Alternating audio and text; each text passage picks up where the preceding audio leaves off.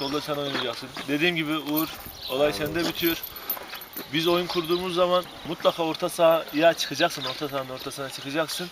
Bu çıktığı zaman da siz yaklaşacaksınız birbirinize. Tamam mı? Tabii yani yaklaşacaksınız. Geride iki adam siz olacaksınız. Yani Uğur'un yerine sen biraz daha yaklaşacaksın.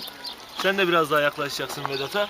O şekilde oynayacağız. Uğur önümüzde. Uğur'dan seken top olursa ilk müdahaleyi sizler yapacaksınız. Tamam mı? Tamam. Çünkü o oyuna katılımı yapabiliyor.